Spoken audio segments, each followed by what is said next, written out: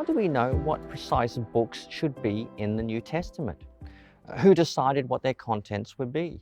I mean, the Bible was not issued by God with a table of contents saying what book should be in it. Now, I've heard a number of different theories about this. I remember sitting on a bus once next to someone who told me very confidently, in certain terms, that the Bible was pretty much manufactured by the Roman Emperor Constantine in the 4th century and then imposed on a religious body like the church. Or another view I've heard is something like the early church traveled around with some kind of inspirationometer looking for writings that were written by the apostles and were inspired, and if you put this machine on it would beep to tell you it was authentic, and they'd stick that in their backpack and go hunting for more inspired books. The fact is, what we're talking about here is called the canonization of the New Testament. Now, this happened over a very gradual process. You see, the church began to use many writings, and not all of them made their way into our New Testament. There were some very popular books, like a document called the Didache, which is basically an instruction manual on discipleship. And then there was another one called the Shepherd of Hermas, and people really liked these books and venerated them. However, they did not become part of the 27 books that make up our New Testament. Very early on, we see that the 4 Gospels, Matthew, Mark, Luke, and John, they become very popular, as does the collection of Pauline letters. The development of the Catholic letters is a little bit more general and gradual, but certainly the letters of John and Peter became very widely used and very widely regarded very quickly. Basically, the process came to be that people asked, okay, what are the books that the churches are using? What are the books that were written by an apostle or by an associate of an apostle?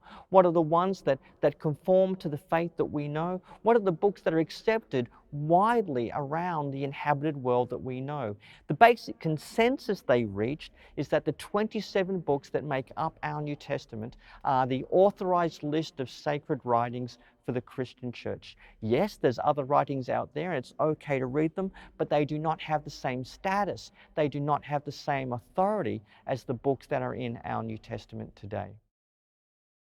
In the 2nd century in particular, there were several other books which appeared from various sources.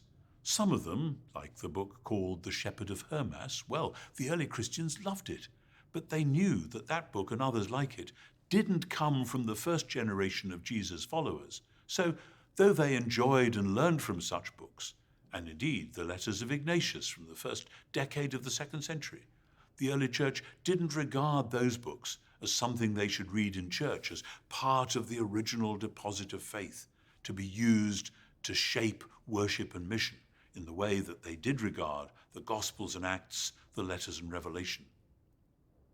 There were other books too, however, like some of the other collections of supposed Jesus sayings, the best known perhaps being the so-called Gospel of Thomas, which come from a different provenance.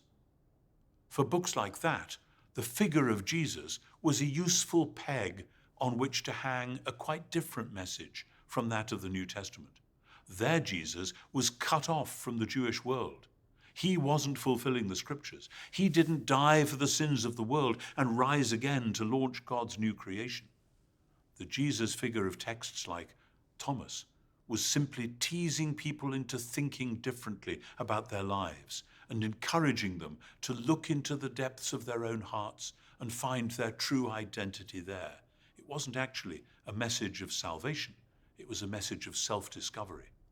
And since that's a message which many people in today's Western world have wanted to hear, some have suggested that this was originally the message of Jesus, and that the New Testament canon, the word canon, by the way, means a rule, like a ruler giving you a straight line, that the New Testament canon was a later plot to hush up this dangerous alternative early vision and to impose a heavy-handed later imperial control on the church. That's a crazy theory, and the low point of it is the notorious novel called The Da Vinci Code. But there are many more serious works which have substantially tried to make the same point. Nothing could be further from the truth. The people in the 2nd and 3rd centuries who were being persecuted for their Christian faith, who were being burnt at the stake or thrown to the lions, were not the people reading Thomas and books like that. the Roman Empire didn't bother about people who wanted to develop a private spirituality. The New Testament canon was shaped and developed in those first 3 centuries because the leaders of this dangerous but exhilarating new movement were determined to keep alive the news that in Jesus, the one true God was setting up his kingdom on earth as in heaven, that Jesus was Lord and that Caesar was not. The development and the ultimate authorization of the New Testament canon, the list of the 27 books we know today, came because the early church was determined to be loyal to Jesus himself and to make available to the next generations the books through which the God of creation and covenant, of new covenant and new creation, through which this God would be worshipped and his will would be done in mission and service on earth as in heaven.